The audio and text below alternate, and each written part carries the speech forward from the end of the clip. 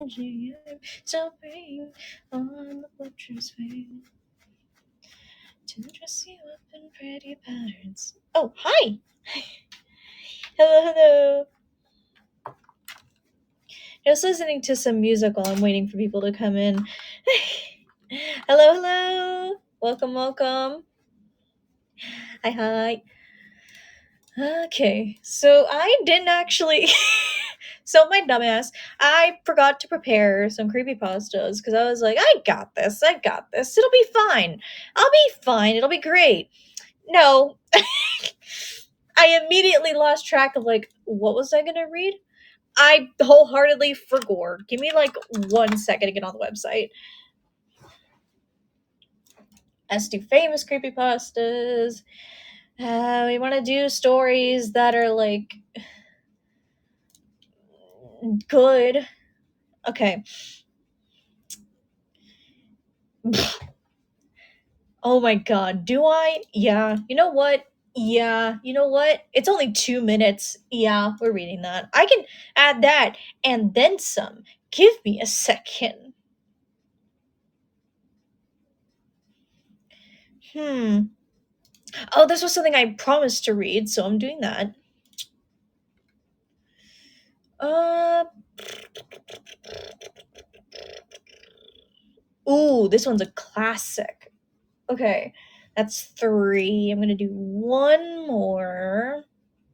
No. No. No.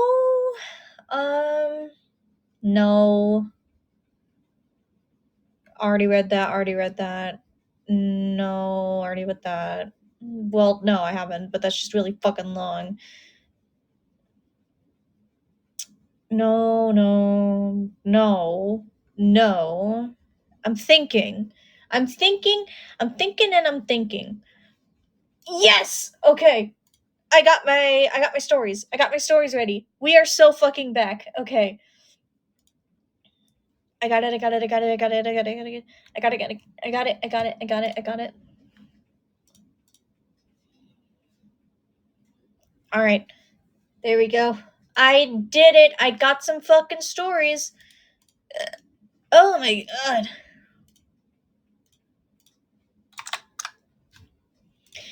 I got some stories for us to also, while I'm on it, before we start, is the chain hi, welcome. I'm just curious if the change is obvious. Uh because oh my god.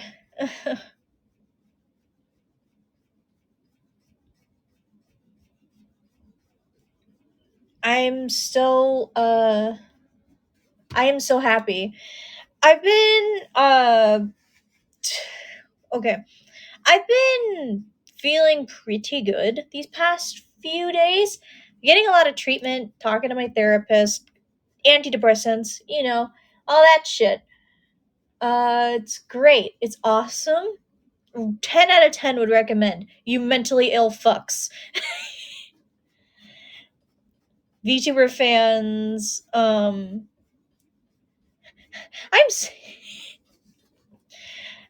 I say that because I'm pretty sure a good chunk of my fan base is autistic. Y'all need it. I'm kidding. Okay. So I got the stories ready and I'll give it like 10 more minutes, I think. And then I think that'll be a good place to start because it just happens. Mia! Mia! Hi! Hi, Mia! It's so good to see you! Hello, hi! I'm so happy to see you! Hi, hi! Welcome! I'm gonna read some stories. It's gonna be so fun. I've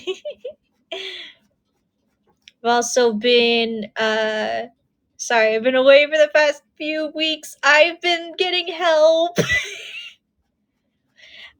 It's been going well. I don't know if you can hear it in my voice.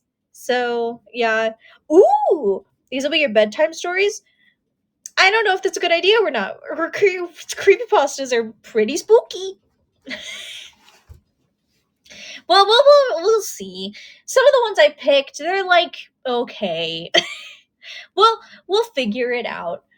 Uh, I'll do the 2 game creepypastas that I pulled up, and then we'll do the regular ones. So the ones I have pulled up right now are Hero Brian, The Theater, Gateway of the Mind, and Jeff the Killer, the reboot from 2018.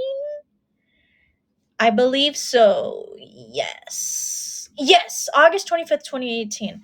Yeah, we're reading that one.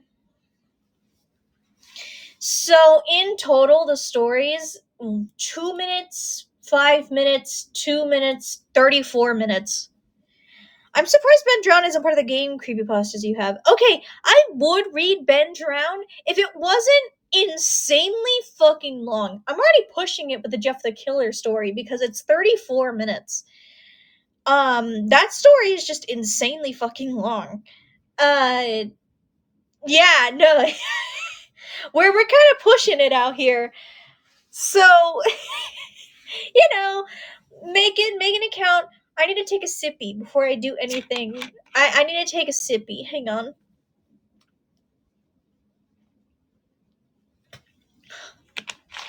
I have taken my sippy.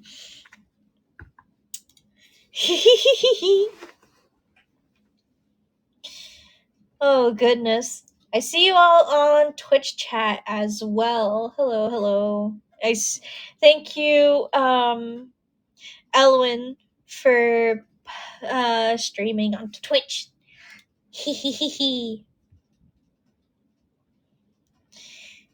Let's see. We have. Let's see. Okay, so got that stories. Uh, there's a part of me that wants to start now, but like at the same time, I said 10 minutes, and um, I'm way too conscious of time because I'm just like, why isn't it already 8:10? I want to start already. But then I want to start now, but I can't because I need to set myself up for that time. That way more people will be able to join. And I've essentially put myself in a hole.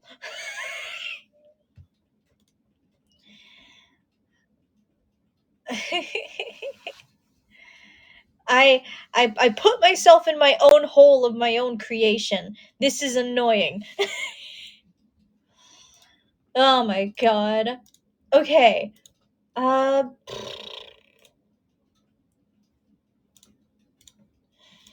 I wish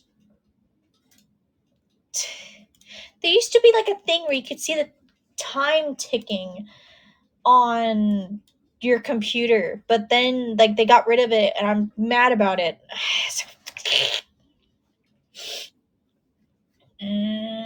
Okay. Here we go. Fuck it, we're starting now. Alright, this is the first one. Hero Brian. Written by an anonymous author back in 2010. So, that's what we're working with. Okay. It's already 8:10. Okay, we're good. Yeah. I had recently spawned a new world in single player Minecraft. Everything was normal at first as I began chopping down trees and crafting a workbench. I noticed something move amongst the dense fog. I had a very slow computer, so I had to play with a tiny render distance. I thought it was a cow, so I pursued it, hoping to grab some hides for armor. It wasn't a cow, though. Looking back at me was another character with the default skin, but his eyes were empty. Uh, his eyes were empty. I saw no name pop up, and I double checked to make sure I wasn't in multiplayer mode. He didn't stay long. He looked at me and quickly ran into the fog. I pursued out of curiosity, but he was gone. I continued on with the game, not sure what to think. As I expanded the world, I saw things that seemed out of place for a random map in the rocks.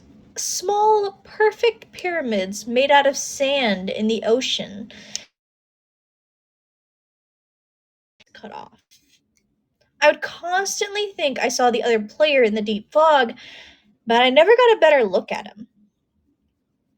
I tried increasing my enough wherever I thought I would see him, but to no avail. I saved the map and went onto the forums to see if anyone had found the pseudo player. There were none. I created my own topic telling of the man and asking if anyone had a similar experience. The post 5 minutes. I received a containing one word. Profile the page 404. I received an email. He claimed to be the messages, so we were safer using it. Hi, welcome.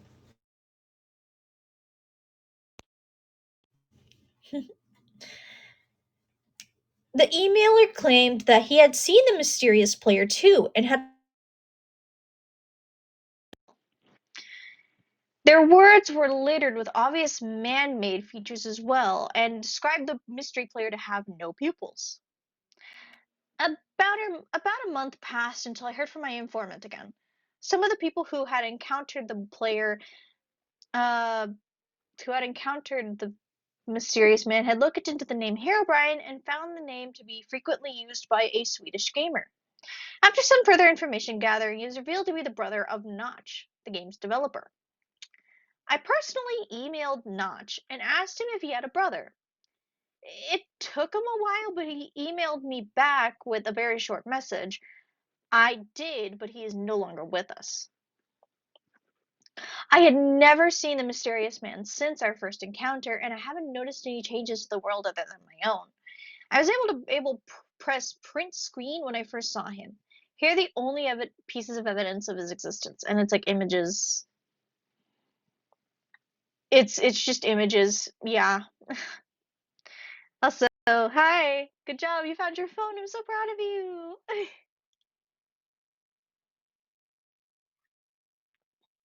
Yay, yay, yay. Oh, goodness. All right.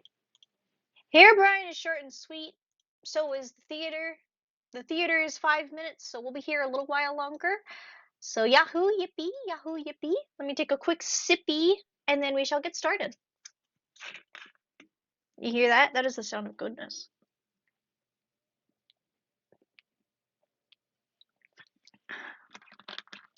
Dr. Pepper, my beloved. Anyway. All right. Let's do this shit. The theater. From the seams of it, there is no author, so no credit this time again. Written on September 4th, 2010.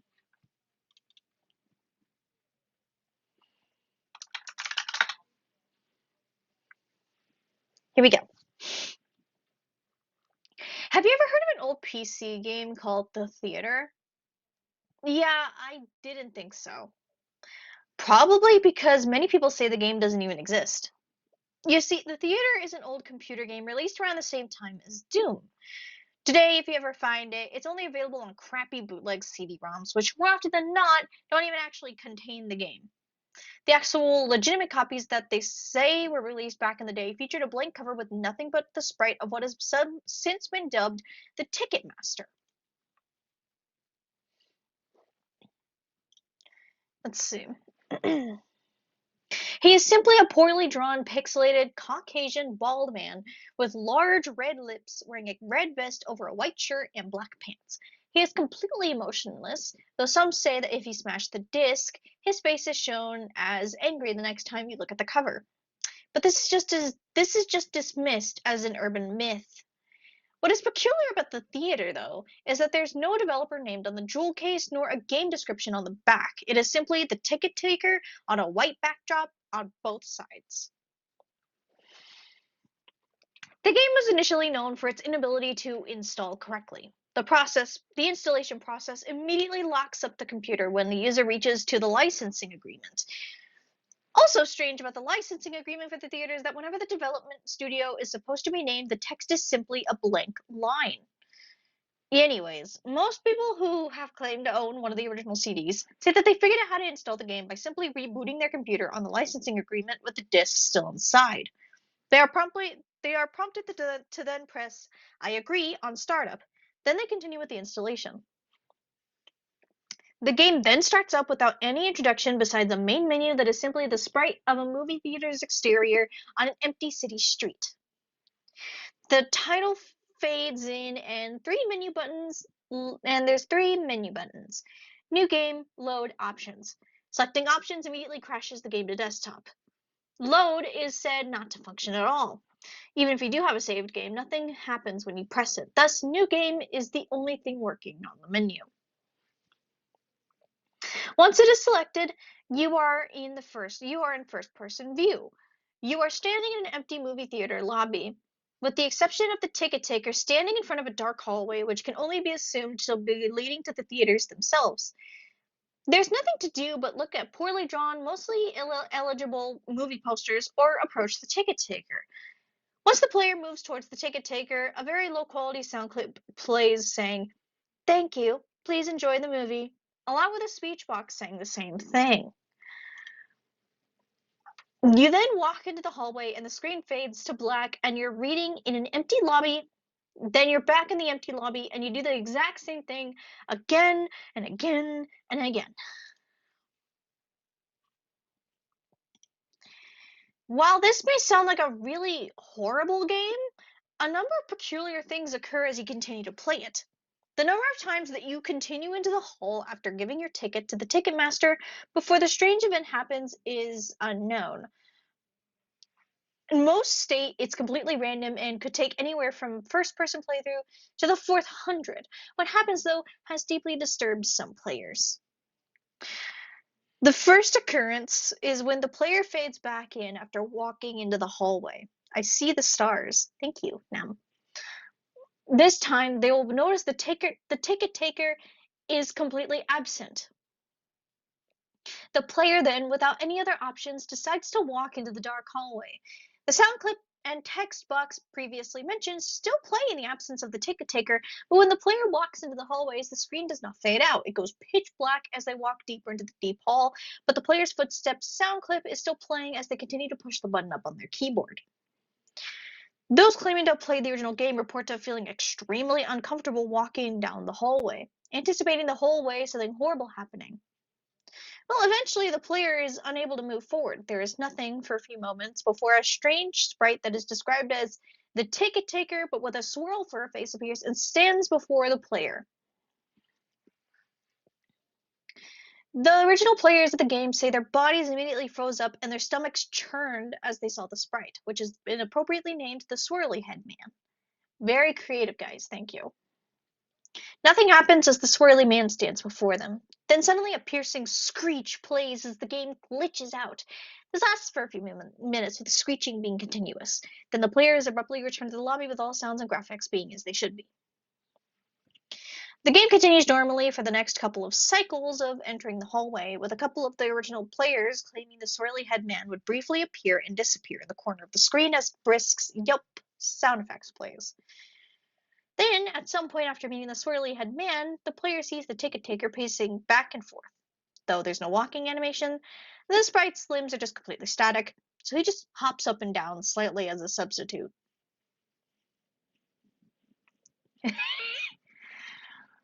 With his eyes being wide and his mouth open to simulate a worried facial expression. Some players noted that the movie posters have been replaced with images of the swirly head man, which causes them to immediately turn their character's head away from the posters and approach the ticket taker. Then another different low-quality sound clip plays, but the speech box contains nothing but corrupted characters that cause whatever the text that would have been in the box to be completely illegible. Due to the extremely low quality of the sound, it is debated by players what exactly the ticket taker is saying at this point, though it is widely agreed on that he says, "Never reach the other levels." Then the screen fades, but once again, out once again and returns with the player back to their standing point in the lobby. But the ticket taker is gone, and the hallway is blocked by a large brick wall sprite. Touching the brick wall will immediately crash the game.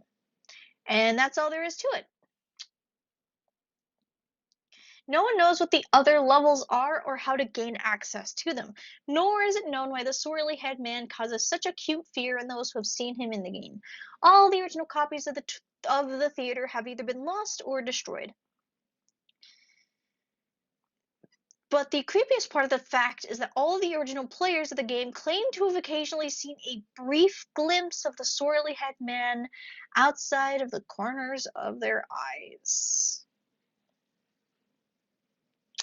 And that was the theater! Yes, yes. I mean, it's a pretty short but sweet story. I think it's neat. Let's see. So we also have... Okay. Gateway of the Mind. This one is going to be interesting because I have a very interesting relationship with this story. Mainly because it delves into a slight bit of religious horror, and that's my bread and butter. So, let's do this. Alright. Gateway of the Mind, another anonymous author. Okay. In 1983, a team of deeply pious scientists conducted a radical experiment in an undisclosed facility. The scientists had theorized that a human without access to any senses or ways to perceive stimuli would be able to perceive the presence of God. They believed that the five senses clouded our awareness of eternity, and without them, a human could actually establish connection with God by thought.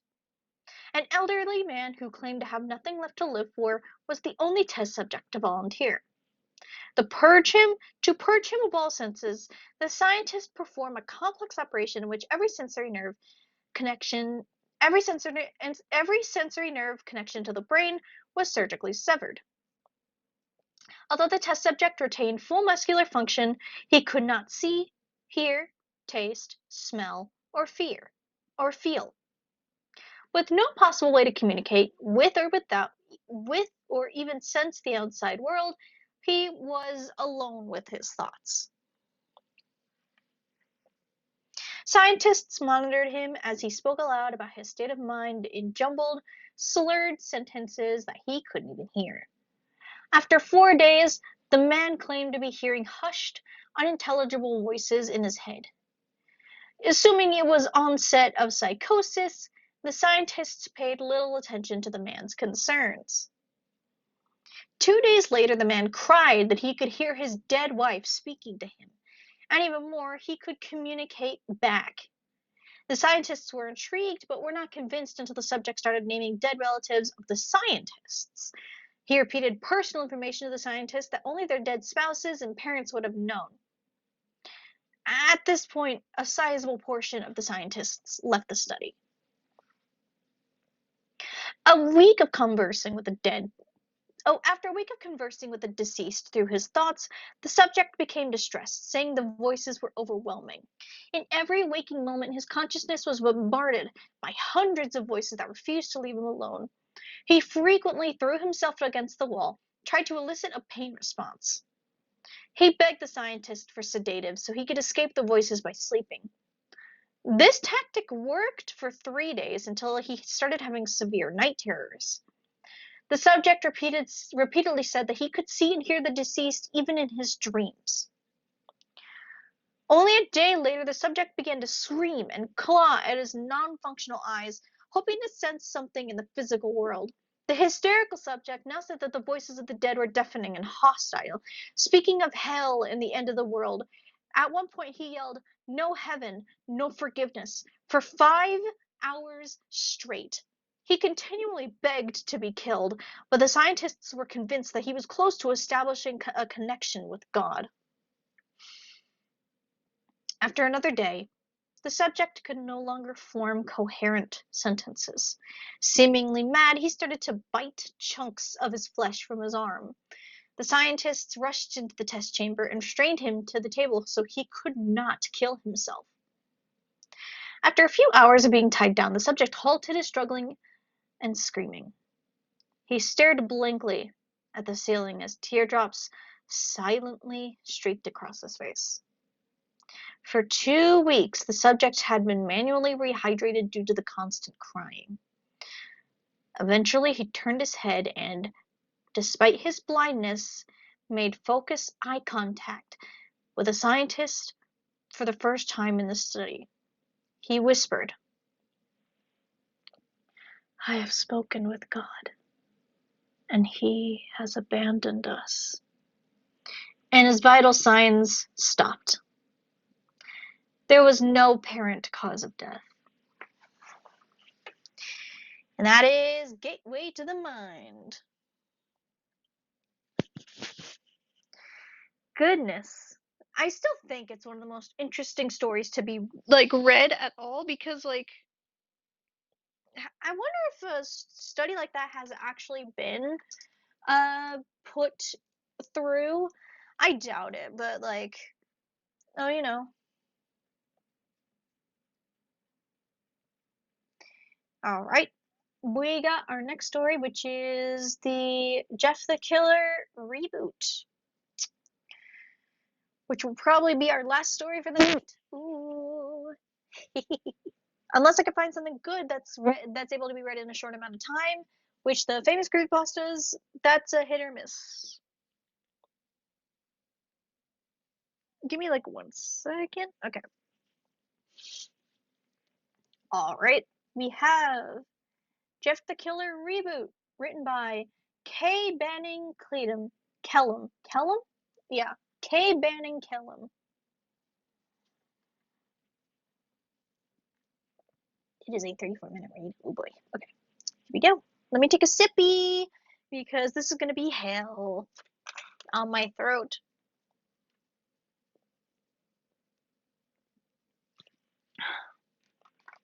All right. We win. Okay. Got it. The day Jeffrey Woods and his family arrived at their new home, the sky was overcast and the weather was muggy.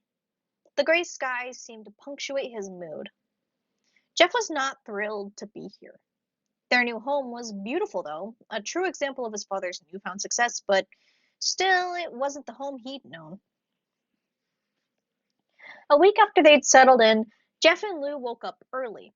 The sky was crisp and a gorgeous blue, and although the Louisiana heat was playing its usual cruel tricks, the brothers decided that a morning bike ride to explore the area would be just the right ticket to combat the slight pangs of homesickness that they'd both been experiencing over the last week. "I miss home," Lou blurted out, as Jeff was smearing salsa on the microwave burrito that he would serve as his breakfast. "Me too, Lou, but I guess this is home now, so we just sort of have to make the most of it." "I know, but all of our old friends and stuff are back in New Orleans. Remember that building we'd always sneak up the top of and watch the city lights come out? I miss that," Lou responded, sounding down. "Yeah, and ZM Video. The owner knew us and would always let us rent R-rated movies without our parents. He'd always hook us up with free video game rentals if we got a few movies."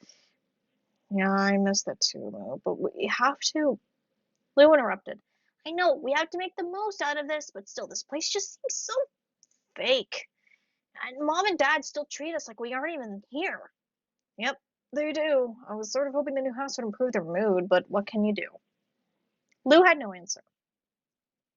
Jeff finished his breakfast, and the two boys left the house to mount their bikes and explore around a bit more.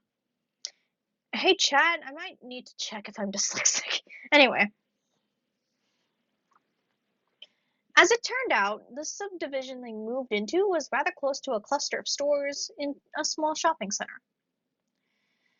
Village Shopping Center was the name of the short row of businesses. Within these were a Pizza Hut, a Chinese restaurant, a tobacco store, a Sprint store, and what Jeff and Lou were most excited about, a video store. We have to get Mom and Dad to come down here and open up an account so we can rent movies, Lou mentioned as Jeff flipped a box over to read the description of a horror movie. Shit, you're right, Jeff snapped, feeling a bit of frustration at this thought. He knew getting his parents to actually come down here and set up a membership would take forever, since their usually after work routine was to go off into separate rooms until they got hungry enough to come out and speak. Jeff glanced over at the girl working behind the counter. Maybe I can get over there and sweet talk her into giving us some accounts, he joked. Yeah, right, Jeff. We'll look at you and she'll probably ban us, Lou remarked back, a smile broad on his face. You doubt me, little man? Doubt you? The guy who's kissed 2 girls and almost touched a boob. Never. Please go on over and lay on all the charm. Whatever. I could totally have banged that girl. Her parents came home and... Last time you told me that story, you said her parents are out of town and her sister came home. Jeff became flustered, and while in the process of trying to make another comeback, the girl behind the register removed all doubts by speaking to the boys herself. Hey, aren't those your bikes? The young woman asked, pointing towards the glass window. Jeff and Lou looked over and saw 3 boys outside, 2 of which were riding around in circles on the Wood Brothers' bikes. They would spin them around and then jump off, letting the bikes crash onto the pavement just to stand them up and ride them again. The 2 boys riding the bikes were both slim in build, while heavier boys stood on the sidewalk drinking a Red Bull and watching. Jeff and his brother made their ways towards the door of the video store when the fat kid saw them coming.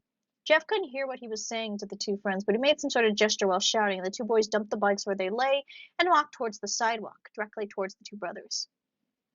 Those your bikes? One of the boys asked Jeff, as Jeff and Lou entered the summer heat. Yeah, why are you riding them? Lou asked sharply.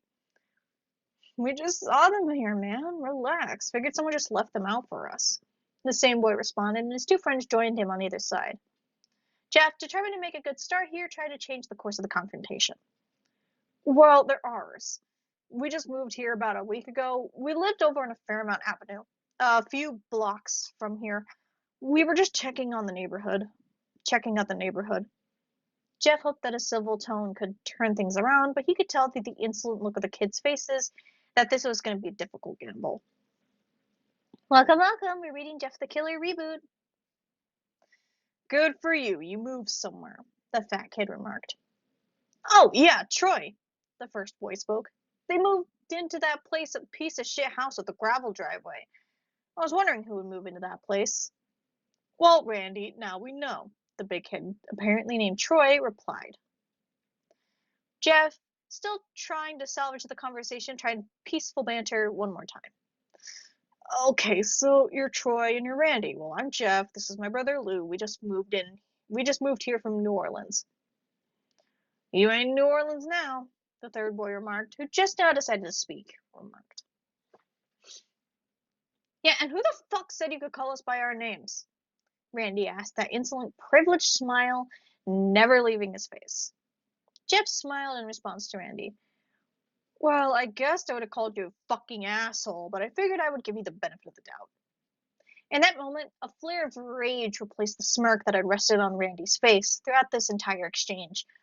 The other 2 boys, Troy and the still unknown third member of his band, seemed to be momentarily struck silent. Perhaps they weren't used to being stood up. Oh, I'm sorry. Was that language too adult for you? Jeff asked. And you, quiet boy. We know this isn't New Orleans. Jeff stated to the slim kid that had reminded him of his geographical locations. Because if this was New Orleans, you 3 would have already gotten your asses kicked for touching someone else's shit. The slim kid looked back and forth at the 2 friends. However, Randy, clearly the leader, seemed to know what to say. Keith, you gonna let this little bitch talk to you like that? Jeff knew this part, and while he wanted quite badly to sock Randy and his pals around, a real concern suddenly invaded his mind. If he and Lou got into a fight on their first week in the new neighborhood, their parents would freak. He could practically hear it now, and while things had been far from perfect in their home, even after the move, there was a peace that had fallen over the family, and Jeff, fighting his urges, decided to do his best to keep it. Oh my god. I need to breathe. Whew. I get hiccups when I forget to breathe. Whew. There we go. Sorry, gang.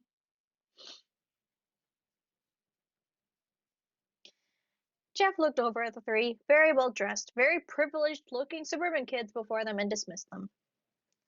You guys are boring. Come on, Lou. Let them continue their playdates without us.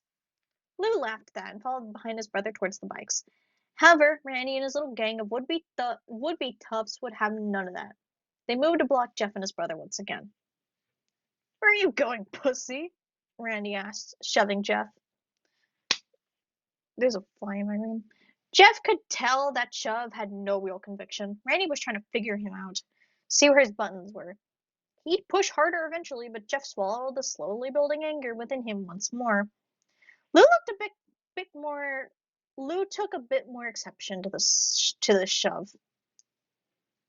We're going to your mom's house. Me and my brother saved up a couple dollars for doing chores, and we heard she doesn't charge much.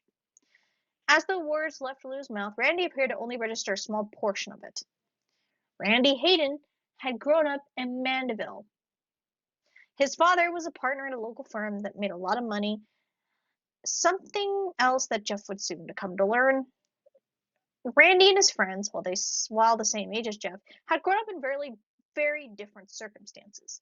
They were used to being listened to. They were used to being feared. In fact, Randy, the target of the insult, just stood there. It was actually Troy, the fat kid, who stepped forward, fist balled, eyes squinted with anger. Who are you talking to? Troy shouted and took a wild swing at Lou. Lou, who was both in better shape and had sparred with Jeff a time or two during his time spent boxing, was able to avoid the punch, but just barely. Had that been all, it may have been once again ended there. Troy was clearly taken by surprise at Lou's speed and actually didn't attempt another punch. However, these were bullies, kids that ran in a pack for a reason. The skinny one, Keith, stepped around and threw a punch that connected with the left side of Lou's face. Jeff had seen enough. He'd been shocked at how quickly this evolved into blows, even though he'd expected it from almost the start. When he'd first met Randy and his friends, he'd been curious. From there, he developed an annoyance with them, and slowly that annoyance has evolved into anger. However, upon seeing Lou punched, seeing the small trickle of blood form on his brother's lower lip, upon seeing the smug look of satisfaction on Keith's face, that anger that Jeff felt suddenly exploded into a rage that he had never felt before in his life. Jeffrey Woods did not hesitate. Oh my god, excuse me. He stepped forward, his feet automatically falling into the correct stance that he'd learned from the boxing classes his father once enrolled him into, and delivered a powerful right hand to Keith's face. The skinny boy had no time to register shock or pain. The punch caught him by surprise and his knees buckled. Keith went down to the ground in a heap of confusion and dawning fear. Randy, the so-called leader, was almost too shocked to move. He had quite a lot of experience in starting fights, but no real-time logging and losing them. He'd never felt control of a situation slip. He was used to being in charge, so now seeing one of his friends go down so quickly and easily left him in a state of shock that he had no idea how to address. Troy, on the other hand, seemed to have a plan, throwing another punch. He moved towards Jeff deceptively faster than his weight would seem to allow and threw two equally fast punches. Jeff, however, had no problem sidestepping both attempts. Oh, my sinuses. Troy seemed lost for actions. Troy, seeming lost for actions, actually dropped his arms as if to say, gee, what do I do now? Jeff had the answer. He moved in, throwing 3 hooks to Troy's stomach. The empty kid's eyes went as wide as pie pans, a fitting analogy, Jeff thought. He staggered back, clutching his throbbing stomach. Jeff wasted no time and stepped in once more, fetching a sharp punch to the big kid's jaw, causing Troy to promptly fall on his ass. Jeff was from the punch-out game he used to play. He couldn't help but smile. Jeff now turning his focus on Randy. He advanced on the boy, feeling something new forming inside of him. He still felt this anger, the rage actually, at the antics of these 3 assholes. They had the nerve to mess with their bikes, the nerve to insult touching his brother. Our mixture with this rage was sweet, enjoyable pleasure. Not only was he kicking their asses, he was taking a love in every second of it. It was as though the joy of showing them up was perfect into a sadistic, controlled. That was until Lou stepped in front of him. Jeff, stop! That's enough! Why stop now, Lou? They wanted this. Jeff replied in the flat voice that Lou had. She's calling the cops! Look! Lou shouted again, and this time Jeff came back to reality long enough to listen. He glanced over at the video store clerk and saw her on the phone, talking frantically and pointing towards the parking lot. Suddenly, Jeff straightened and gained his former self. Fuck, let's go. He stated quickly, and he and Lou mounted their bikes and rode towards the parking lot exit. Behind them. Jeff and Lou paid no mind. A few blocks down the street, they dismounted their bikes and began walking them together. At first, neither. Jeff, thank you for standing up for me back there. Thank you. Yeah, those they had it coming. Jeff replied, looking back down. What happened? I've never seen you like that before. Just defending myself, Lou. What was I supposed to do? Let them beat you up? I bet they go to our school, but we'll see them there. They won't forget this. We didn't ask to move here. We didn't ask for any of this. Mom and Dad just wanted a bigger house in a nicer neighborhood, and they think I give a shit if what these rich asshole kids think of us? Jeff stated and went back to looking at his feet. Think we'll get in trouble? Lou asked. Ourselves? Yeah, I guess you're right. They did start it. Lou answered, and to the brothers, the matter was closed. However, they was in fact waiting for them at their front door. Jeff and Lou saw the police cars before they arrived at their driveway. Two cop cars, both parked in front of their house. Both of them felt their stomachs drop as they knew why the police were there. The brothers entered the living room to see the parents sitting up, leaning on the wall, writing in their new. Sheila practically shouted as the two boys entered the house. Lou, younger and less self-centered than Jeff, began to fall on the defensive. Some kids tried to jump us down at that video store. They got in our faces. That's not what we heard. That's not the way we heard it, Matt Woods interjected. Satisfaction. Oh, Dad, that's exactly what happened. Jeff began to explain. We were down at the friendly video, looking around the store when these three kids started riding around on our bikes. All we did was walk outside and the kids started to trash talk at us, trying to provoke a fight. When we tried to leave, one of them punched Lou. Finally, one of the two cops spoke. His name tag read Williamson. Boys, we have some serious complaints about the two of you. From what eyewitnesses at this shopping center say, you two started the confrontation with Randy and his friends. Jeff took notice on how familiar the cop's tone was when he said Randy's name. This was a small town, after all, and there was a good chance that this cop coached Randy in a little league or drank beers with his dad. Hell, it was even possible the cop could be an uncle of one of the bullies. No, sir, Jeff replied. We didn't start it. They did. We just wanted our bikes. We wanted to leave. They blocked us. Williamson continued as though he heard nothing. Nothing Jeff said. Several witnesses, including the video store clerk, said you swung first. They say that the boys are riding your bikes, but let me ask you this. Did you chain your bikes to anything, or did you just leave them outside the store? What's that matter? Lou demanded. Well, son, if you just left your bikes lying around the street, you can't exactly blame Randy and his friends for riding them, now can you? It'd be different had you secured them somehow, but you just left them there. Mom, Dad, you're not buying this crap, are you? You know me and Lou don't start fights. When have we ever? These three punks messed with us. And if you can't tell these cops are taking their sides, then you need to open their eyes. Jeff knew he was skating on thin ice, but that rage, it demanded some sort of satisfaction. Jeffrey, do not speak about these officers in that tone of voice. And do not speak to us that way either. Now, it's pretty obvious that you two aren't happy here, that you miss our old home. But your starting fights in the street isn't going to change anything. Jeffrey's mother snapped back.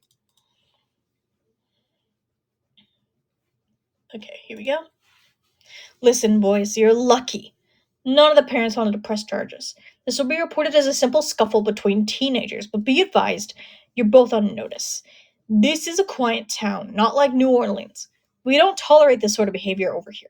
If you see Randy, Keith, or Troy, I highly suggest you tell them you're sorry. We'll be keeping an eye on both of you, so don't let this happen again.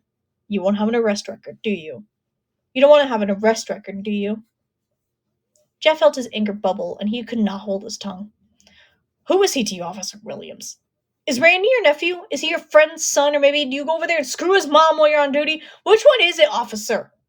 That's it, both of you. Go to your rooms.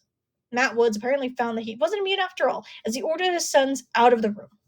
Jeff and Lou walked up the stairs, however, they refused to hang their heads in shame or feel any regret. Neither of their parents spoke to them for the rest of that day. Jeff and Lou stayed upstairs, venting their shared frustration to each other. They'd been screwed over even at their young ages. They knew that. They took some solace in the fact that at least they hadn't been arrested or cited, but still, they saw what was really going on here. That cop was protecting Randy, Jeff whispered to his younger brother. No shit, his brother replied. We have to watch ourselves. We have to take care of each other. You saw it down there. Even our parents didn't stand up for us. Yeah, what the hell was up with that? Lou asked. Imagine. Their fucking image. That's what's up with it. All they care about is fitting in here. They want to make sure they bend in with the rest of the Stempford families. No more fighting. If we see Randy or his two fuckhead friends again, we just walk away, okay? But Jeff, you can kick the shit out of them. Why would we walk away? Lou asked. Because I can't kick the shit out of the cops, Lou. I can't kick the shit out of Mom and Dad, and that's what will get us. Fucking Randy and his pals are protected here, you and me or not. So if we see them, just avoid them, okay? Please. Lou nodded. I feel like a little bitch, though. I owe Keith for hitting me. No, you don't. I paid him back for that. I paid his fat friend, too. Hope they just leave us alone now. Jeff sighed.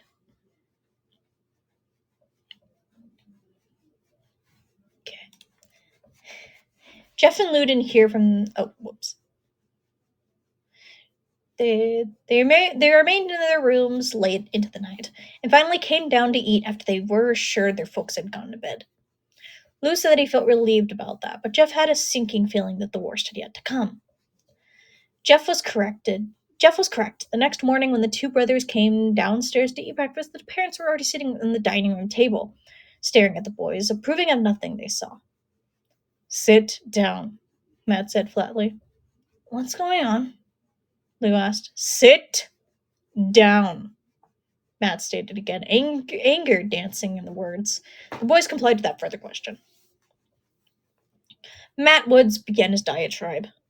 Whatever that was yesterday, beating up some kids for touching your bikes, mouthing off at the police, disrespecting both me and your mother, that stops today. We didn't beat anyone up for touching our bikes, Jeff blurted. Shut up, Jeff. This is a one-way conversation, his father barked.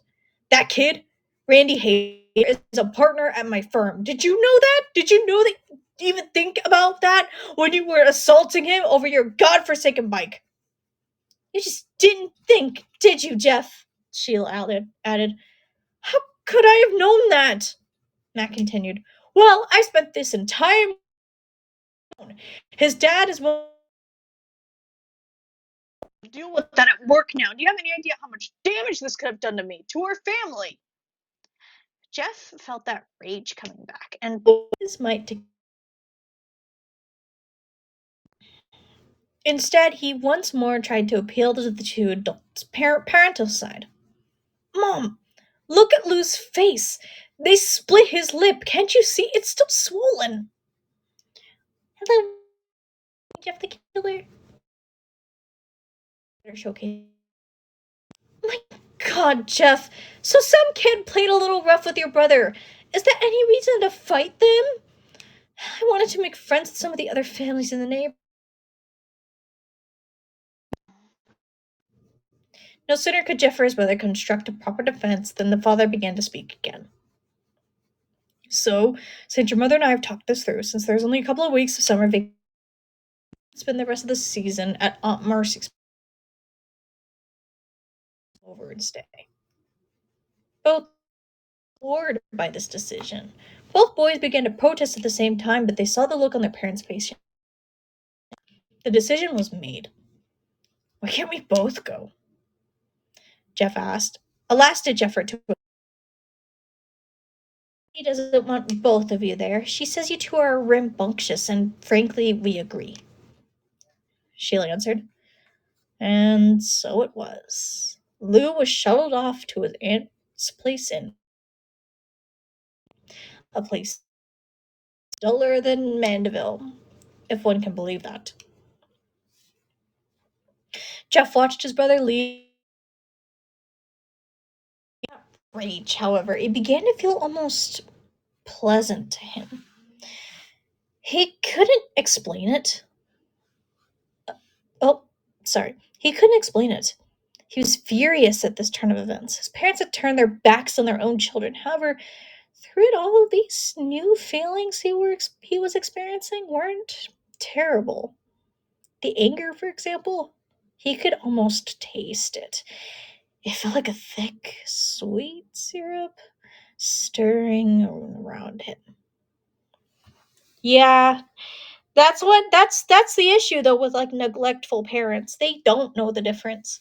If they're not there in their kids' lives, a tiny injury could look like roughhousing when it could have come from straight assault, you know?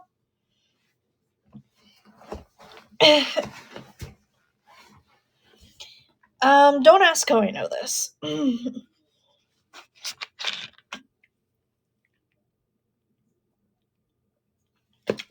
I've been around the block. I've seen some shit.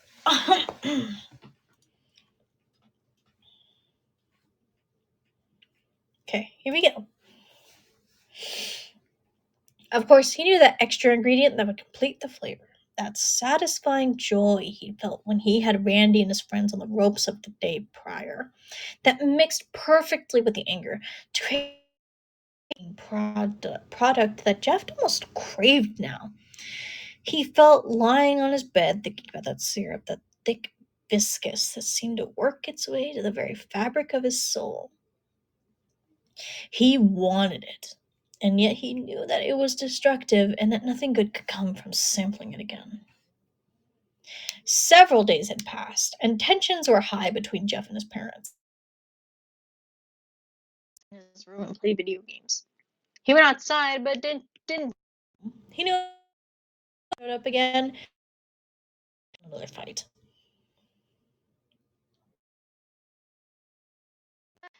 And Jeff believed he could get through all this. However, his mother changed all that on an early Saturday morning. Jeff was awoken by sunlight. Sunlight rarely did. Forced. She was doing it to wake him up and figured the added sunlight would get things faster. When she noticed Jeff's eyes cracking open, she sauntered over to his bed and began to speak in a tone that simply oozed false joviality. At first, Jeff had refused. Could his mother be serious? Did she really expect him to go over and make friends with Randy? Enough to tell him to get up again. Once he learned why, he told her later, and she knew exactly what to do to get the job done. She promised Jeff that if he did this for her, went over and made it work with her, come home the next day. She'd sandbagged Jeff right into the corner with that one. He had no choice but to agree. A short time later, Jeff and his mother were pulled into Randy's driveway. Randy's mother answered the door. Okay, take it easy then. Be sure to be safe during the storms, though.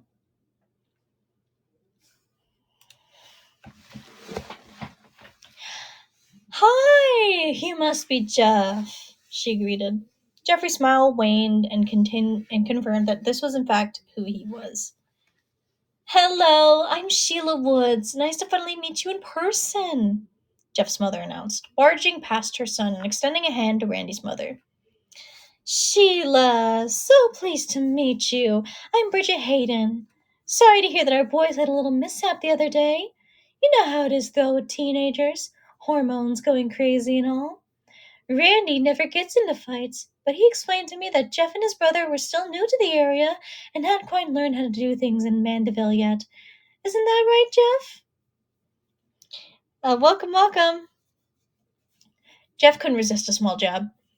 Yeah, sorry about that, Miss Hayden. Me and Lou had no idea that it was okay for your son and his friends to mess with our bikes without asking. Bridget, he gets that mouth from his father, never knows when to shut up. How about you and I go in to have some coffee, and you can tell me about the great gossip around Mandeville while our boys get to know each other the right way. Randy's in his room upstairs. Uh, Randy's in his room, Jeff. Upstairs, second door to your left. I'm sure you'll hear the sound of his video games or something. Bridget stated with very little humor in her voice. Thank you, ma'am. Jeff answered and entered the house. Jeff knocked and heard Randy answer with, "Come in." Hey, so I guess you heard our parents want us to hang out and get to know each other. Yeah, that's my mom, alright. She doesn't like drama. Honestly, I think she worries too much. I mean, I'm cool if you're cool. Jeff sat down on the floor next to Randy and struck up a conversation. So, turns out your dad is my boss's boss. He freaked out about how the fight in the parking lot. He was actually worried that he'd get fired or something. My dad is like everyone's boss. I fucking hate it. I think half the kids at my school talk to me because their parents are somehow connected to my dad's firm. Why do you hate it? Jeff asked. Because it's fake! This whole damn town is fake. You'll figure it out as you go, but trust me, everyone who lives here is just trying to pretend there's something else. My parents make me do all this shit, all the trophies and stuff, just so they can brag. That's it. Jeff smiled. I know how you feel. My dad had me in boxing a year ago because some coworker and his brother had a brother because some coworker of his had a brother that worked at the place or something. As soon as that guy quit though, I was out of that gym the next week. I wish it were that easy, Randy responded. I hate playing baseball, but my dad will sure have me there again next summer and the summer afterwards. It's like he knows I hate it, but wants to make sure I'm out there with his stupid company name on the back of my jersey. Randy, why did you and your friends fuck with our bikes the other day? Welcome, we're reading Jeff the Killer. I told you, this town is fake and boring as shit. There's nothing to do here. We have to find stuff to do. I mean, there's only so many times you can go down to the video store or ride the dirt paths in the woods. All the girls here are stuck up. All the stores close early. There's no mall and the movie theaters across town. We were just bored, man. So sorry for that, I guess.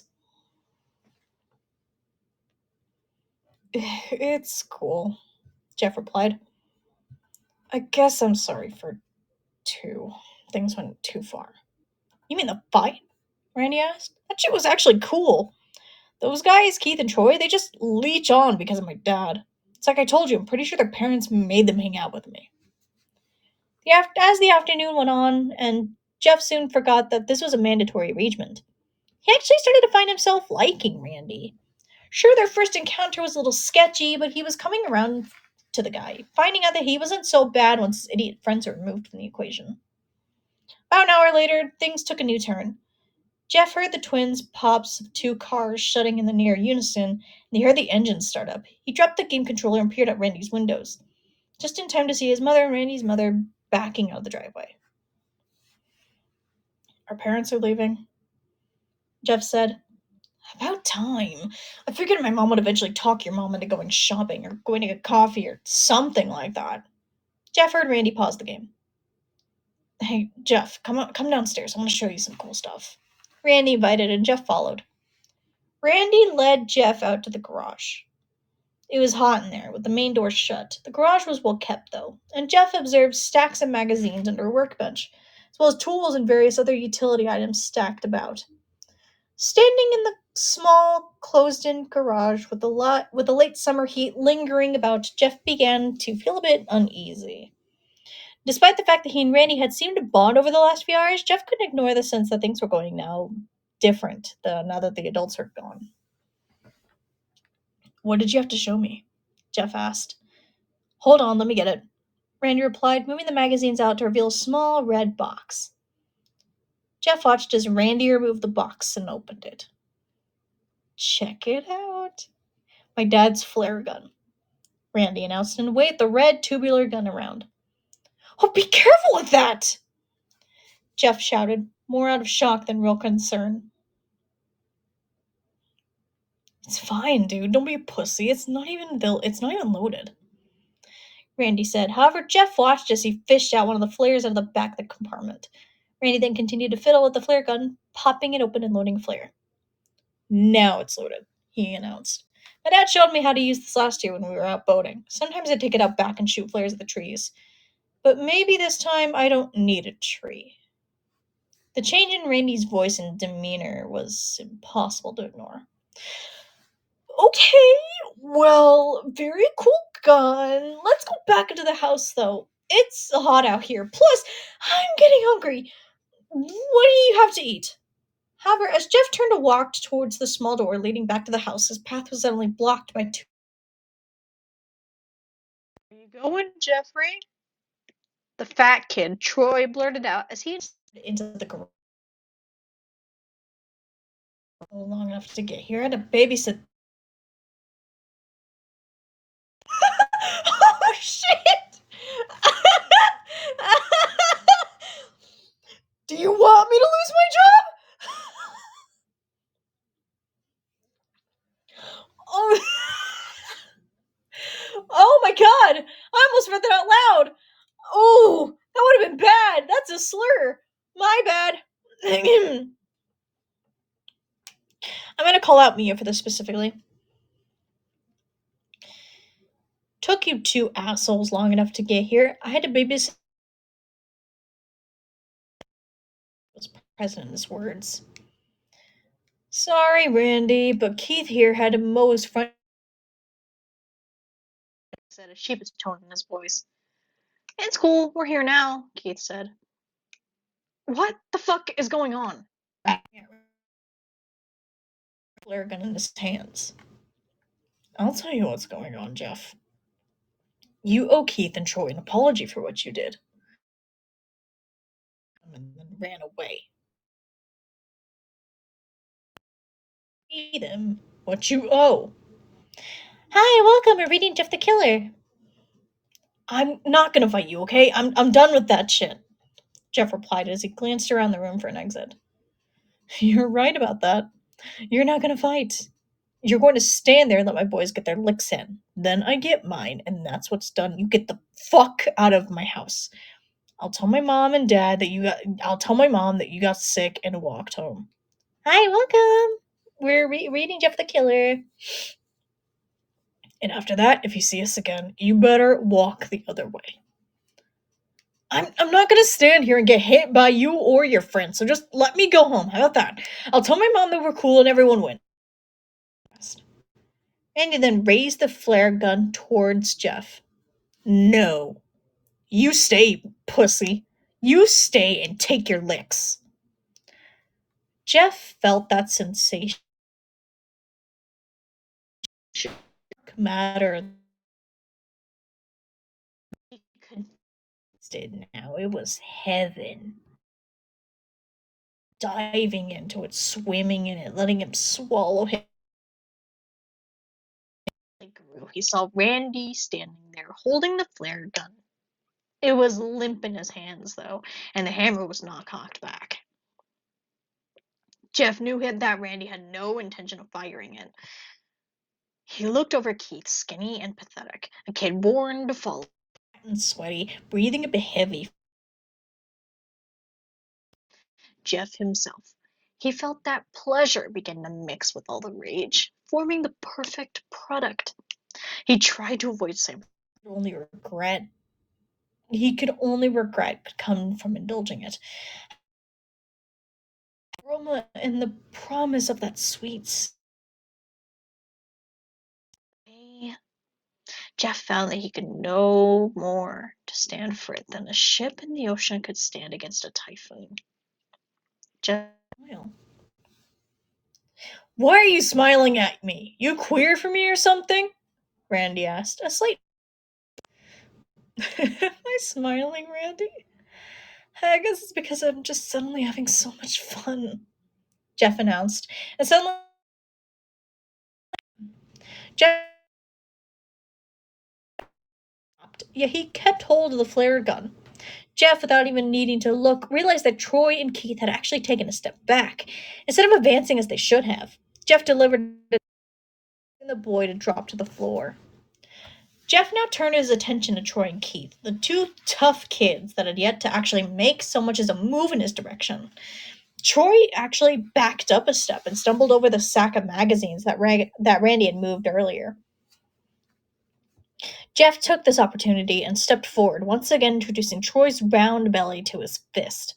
Troy tried to stay on his feet, but Jeff's punches combined with the stumble over the magazines caused Troy to fall back, landing hard and striking his head on the concrete slab that was the garage's floor. Keith was actually trying to back away. However, Jeff was currently standing between him and the only exit of the garage, since the carport door was closed. Jeff took two quick steps towards the skinny kid and felt the most intense joy at seeing Keith stagger backwards, knocking his back into the wall. That perfect blend of pleasure, control, and rage had come together. Jeff felt as though he was floating above the world. Somewhere in his mind, he knew there would be hell to pay for this, but at that exact moment in time, he couldn't care less. He didn't care about Lou, he didn't care about being arrested, and he didn't care that his dad got fired. All he cared about in that fraction of time was hurting Keith. Keith tried to make a run for it, hoping to squeeze through that small gap between Jeff and the door. However, Jeff clipped him a hard right hand to his face, causing Keith to stagger back again. Jeff could see that his knees were buckling and took full advantage. He moved in, pinning Keith to the wall, and began to deliver blow after blow to the skinny kid's stomach. Keith's eyes became large as saucers. Once again, Jeff stepped back and watched in demonic glee as Keith slowly slid down the wall, gasping for air. Randy got back on his feet, but seemed to have no idea what to do. We don't know, Randy. We good, or do you and your friends need more? Jeff mocked. No more, we're cool. How about you assholes? Jeff asked. It was Randy's idea, Keith said weakly. Yeah, man, we didn't even want to, Troy agreed. The debate may have continued, but the sound of a returning car broke the tension. Oh shit, my mom's back, Randy shouted, his voice cracking in a humorous way. Seeing that the previous tough guy had all but shrunk back into a scared child. So we'll just say we were all hanging out. Keith replied, No, the fucking flare gun! If she finds out that I messed with it, I'm screwed! So, put it back, Jeff suggested. That sensation of rage was fading again, and he felt control returning. Yeah, grab the magazines, please, Randy begged. Jeff found that he rather liked that tone, that begging, whipped dog mentality. Jeff was paying no attention to Randy. He was down on the floor, calmly gathering the magazines. He didn't really care if Randy got in trouble or not. However, if his mother returned and found trouble, he feared that Lou may not return home as promised. Everything else happened in a flash, both literally and physically. Randy, now in a panic over the trouble he'd be in if he was caught playing with the flare gun, had begun to sweat. As his hands frantically clawed over the gun, his thumb pushed the hammer back unintentionally. He didn't even notice the gun was cocked. He was turning it over in his hands, trying to quickly disarm it. He then heard the sounds of keys at the front door. He knew he only had seconds now to hide it. Everything else happened in slow motion. The gun slipped from Randy's sweaty hands, and he'd attempt to rotate it once more. He saw it fall to the floor, seeming to float to the ground rather than fall. Jeff, busy stacking the magazines, had only enough time to register Randy's shocked gasp. He turned to look at the boy's direction just in time to see the bright red flare gun hit the floor. The gun discharged, launching a speedy ball of fire directly into Jeff's face. Jeff felt the hot flash of heat and pain tear across the left side of his face. After the initial registry of agony, there was no more thinking. Jeff began to scream, clutching the left side of his face and rolling around on the floor. For a while, he forgot everything as he was plunged into that dark, rich syrup once more, the rage over severely dulling the pain. When he finally did come to a stable level of alertness, he realized he was in a hospital room. Half of his face was bandaged. He knew that much. He wanted to open his eyes and speak, let his family know he was awake, but the drug still had a firm hold. He was awake, but not quite yet functioning. He could hear several familiar voices, though. Is he going to be okay, Doctor? Jeff's mother asked. Oh, yes, ma'am. Your son will be fine. However, he will have a lengthy road to recovery and will need your support. The flare struck his face and caused third-degree burns on the left side. How bad is his eye? Jeff's father asked. Hard to say at this point. He'll need to see an optometrist for further review, but the damage appears to be quite severe. And his face? What about his face? Jeff's mother asked, sounding deeply concerned. Well, we were able to clean and treat the injury in time, so you've no concern for infection or anything of that matter. We'll want him on antibiotics for a while, and he'll need to have the wound cleaned and dressed on a regular basis. But all in all, your son got very lucky. The damage could have been more severe. Doctor, his mother began again. What if there's permanent damage? What do we do about that? As I said, an optometrist will have to examine the eye. Sheila was interrupted the doctor, sounding more agitated than before. You're not listening, not the eye, his face. What do we do to correct his face? Well, ma'am, we have treated his face. Like I said, there shouldn't be any risk of infection so long as you. She cut him off again. Not the infection, his appearance. What can we do for that? Miss Woods, that's hardly a concern at this point. Once he's healed and back on his feet, you can possibly explore plastic surgery to recover some of the damage, but honestly, right now, we can't waste concern on how he looks. What's important is that your son is healthy. He can expect to be back home in a few days, maybe sooner. Miss Woods, oh, whoops. Jeff, we have some time alone, please. Mom, to speak. Certainly, the doctor replied. Blue, why didn't you go down to the hospital cafeteria and get yourself a snack? Matt Wood suggested. Because I wanted to be here in case Jeff wakes up, Lou replied. Lou, they told us that Jeff is heavily medicated. They don't expect him to wake up any time tonight. So just go, and if he does come around, we'll have you paged. Matt replied. Jeff heard the door open and close as Lou exited. He let a long, shaky sigh, but Jeff was trying to believe it now was not a sigh of relief, but rather one of stress. Going to have to homeschool him now, Matt. He heard his mother rant. Her voice sounded frantic. What? I mean, you probably won't be able to start school right now, but I don't miss a whole year. Responded, trying to maintain a calmer voice. I'm not talking about that, Matt. I'm not worried about him missing a week or two of school. I mean, his face, Matt. You heard what the doctor said. His face is going to be disfigured. Sheila argued back. We don't even know the full extent of the damage yet, Sheila. Plastic surgery could be an option in time. In what? In time? A year? 2 years? What about in the... We're going to see him. They're going to talk. Is that what you want? He's going to be a pariah. You think anyone's going to want to have him around their kids? Oh, God, these parents fucking suck, dude. Oh, my God. Jeff was hearing all of this, just letting it all soak in slowly. All his mind absorbed the words, he felt that rage return. Sick, rich, dark, that syrup of raw, primal emotion. He wanted to scream at his mother, to tell her to shut up, that he was the one lying here. half of his face burned, blind in one eye, all thanks to her forcing him to go over to Annie's house. He wanted to ask her why she left, why did she not off to go shopping or have her nails done or whatever that she did. He wanted to know why she should leave him alone with a kid who just days before tried to dump him and his brother. He wanted to know how she cared more about his parents than the fact that he was lying in the hospital. But there was still so much more that he wanted to know as well. You know, how much more his mother hated him, how much more she saw him now as, how did she put it, a pariah. He wanted to continue to swim with the thing before raging before raging anger. That was now. Before it was anger. It was anger mixed with pleasure, but now it was anger filled with hatred. But now, and while he certainly wanted to be free of it, well, he most certainly preferred the thousands of love and concern he believed he'd heard from her before. He also wanted to test out a little bit more. He also began to wonder how well will this new recipe like pleasure? How will he feel? That was what this gave again. I just can't believe he would shoot himself in the face with a flare gun. How is that just responsible for that?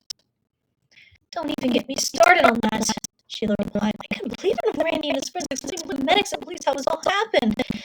Randy was just trying to show Jeff around his house and wanted to play collection of magazines his dad kept in the garage. You know, boys. He's probably hoping that a couple of Playboys would be in there or something. Then he and Jeff found the box containing the flare gun. He just wouldn't stop playing around with it. You should have heard those other boys, Matt. They told me that they practically begged Jeff to just put it down before he got hurt. But he just had to show off. I just don't know where he went wrong, Matt. I thought us moving out here to a quiet, nice neighborhood would just make everyone happy. Jeff, though, he just wants us to fight on everything. And while all that came together in Jeff's mind, he continued to swim through that black ichor of hatred and rage. The morphine drip added a nice touch of euphoria. Jeff could almost see himself plunging into the syrupy waters of hatred and emerging changed. Each dip brought him so much more twisted pleasure. And that because he was enjoying what was happening, but because he knew he would enjoy what was scheduled to go home a few days later. During his time at the hospital, he never asked to see his face. It wasn't until the last day that he finally asked for a mirror. The nurse had come in and changed.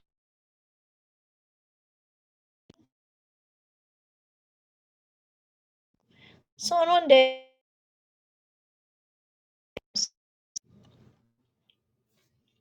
are you sure, sweetheart?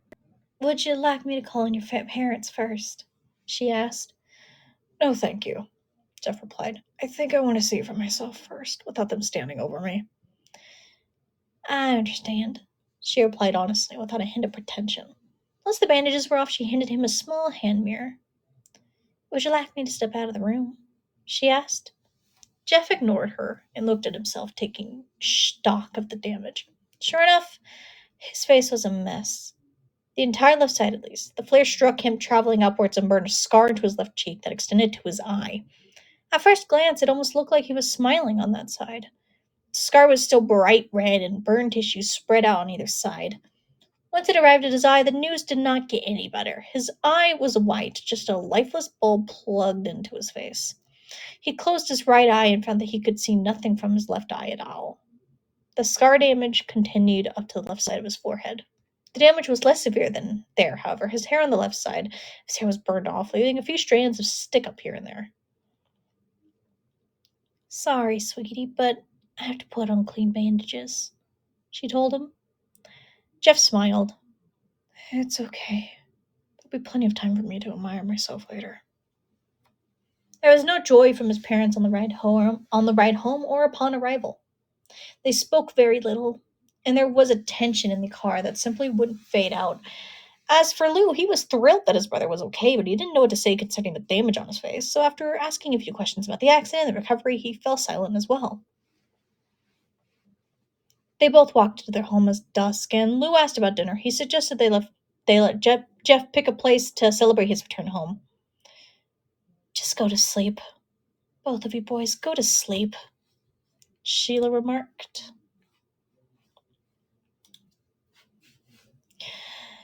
She and her husband both were changed to their bedrooms as well to argue or feel sorry for themselves. Who knew?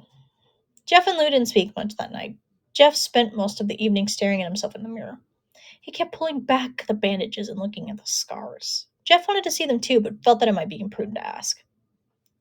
I'm glad you're okay, Jeff. I really missed you, and I'm glad you're okay. Lou said to Jeff as he stared at himself. I'm not okay, Lou. And neither are you. None of us are, really. There's a sickness here. The only difference is now my sickness shows on the outside as well. Jeff replied, his voice as flat as that on the answering machine. What are you talking about? Lou asked. One day, you'll see it too. This is what happens, though. This is what happens when it all falls down, Jeff said, still peeking behind his bandages. Jeff, I don't know what you're trying to say, Lou responded. Jeff didn't respond, though, and after several moments, Lou left him alone. Lou went down to his parents' bedroom and knocked on the door. What is it? The voice of his mother asked. Mom, I think Jeff is acting weird. You may want to come talk to him. Go away, Lou. Leave your mother alone, his father's voice answered. Lou, being young, had no other ideas, so he returned to his own bedroom. He didn't know that those would be the last words he'd ever hear his parents speak to him. That night, Sheila and Matt Woods awoke together, both being light sleepers. It took little to bring them out of slumber. The sudden removal of their blanket as it was snatched from the bed did the trick just fine.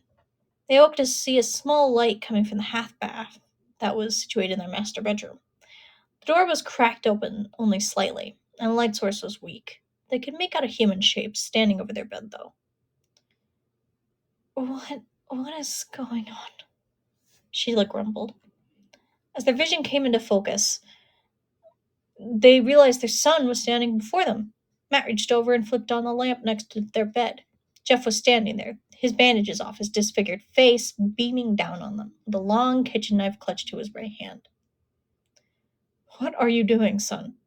Matt asked, his mind still trying to shake out the cobwebs of sleep. He's got a knife!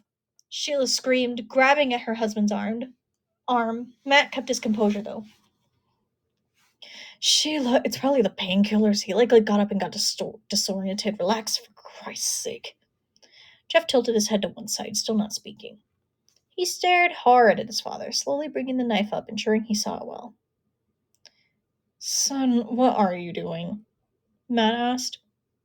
Scaring you, Jeff replied with no emotion in his voice. Matt, do something! Sheila pleaded. Okay, son, I realize you've been through a lot, but you need to go back to bed. I'm going to call the doctors in the morning, and Jeff moved quickly across about, alternating in the shadows. Okay, son, you're scaring me. Is that what you wanted? Matt asked, adjusting the middle of the bed to put distance between him and his son. Jeff spoke again with no emotion. His father had time to utter a single syllable, most likely to ask another question to try and reason with his son. Jeff, however, gave him time to do no more than that. He lunged onto the bed, driving the knife into his father's stomach. And Jeff To his midsection, render him in but paid no mind. He wanted to his mother and into his stomach. His father gasped and coughed. The knife found its mark. After the third time, Matt Woods lay still. Sheila had backed up against the headboard of the bed. She wanted to climb down, make a run for it, but she balled herself up between the headboard and the end table. In her frantic state of terror and confusion, she couldn't figure out how to do something simple as dismount a bed. Jeff, why are you doing this to us? She asked feebly. Randy started it. You must have known that, but you ignored it. Lou had a busted lip. You must have seen that, but you ignored it. I was shot in the face with a flare gun, but you believed Randy. Why? So you could fit in? Jeff asked in a low, almost growling voice. No, baby, I believed you. It was just your father's job, and we're new here. And oh God, Jeff, please. His mother begged. Tell me about homeschool, Mom. Tell me about how you don't want to send me out in public because of my face. Tell me how none of the other kids would want to be my friend, and how none of their parents will want to be yours. Tell me about that, Mom. Tell me how nice it's going to be, you homeschooling me.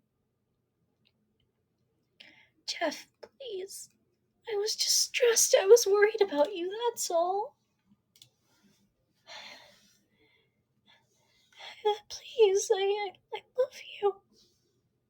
Mom, I think you should take your own advice. You know what you told Lou when we got home tonight? He wanted to do something nice to welcome me home, and do you remember what you told us to do instead? Jeff asked. He now crawled over, cornering his mom on the bed. What did I say? She asked, the question coming out barely a whisper. Go to sleep. Jeff snarled and drove the knife into his mother's chest. He stabbed her over and over again, and as he did, he finally found the perfect recipe, the heavenly blend. That rage, hate, and pleasure, all mixed into one perfect formula, and for a while, Jeff became lost in it all. Jeff opened his brother's bedroom door, not surprised to find his brother asleep. He had dozed off with headphones in, so he slept through all the shouting. That was fine with Jeff. It was easier that Lou had not heard all of that. Jeff sat down on his brother's bed and nudged him slightly. It took a moment, but Lou finally opened his eyes and looked up. Jeff removed his earphones for him. You're free now, Lou, he spoke softly. Jeff, what are you talking about? He spoke softly. Still half asleep. You'll see in the morning. I just want to let you know that I love you. You've been my best friend. Remember that, okay? Thanks. I love you too. Let me go back to sleep. Lou replied, already dozing off again. Jeff smiled and stood up. As he left, he looked back at his sleeping brother one last time before he vanished into the night. And that was Jeff the Killer 2018 reboot, rewrite thing. Yahoo! That was so much fun. And as you can tell, my voice is slightly shot. Oops.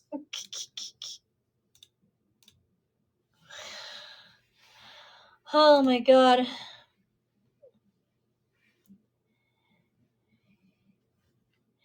You know what? I think Lou and Jeff's parents deserve their murder. I'm sorry, but it's true. You're right, Dolly. You're very right. They high-key really did deserve it. They high-key really did deserve that. I hope Mew's having a good sleep. I hope it didn't scare her awake. I hope it didn't scare them awake.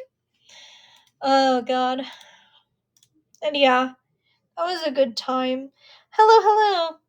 I'm just wrapping up a story. I'm about to wrap up stream. I'm so sorry. My voice is super shot. I apologize. They had it coming. I don't feel bad for either Mr. and Mrs. Woods. I do feel bad for Lou, though. Poor kid's gonna foster care and it's gonna be a nightmare.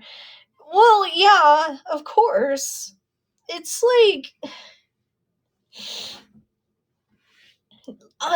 Lou doesn't deserve it. Lou doesn't deserve the trauma that's gonna come after that, but it's like a sick form of love.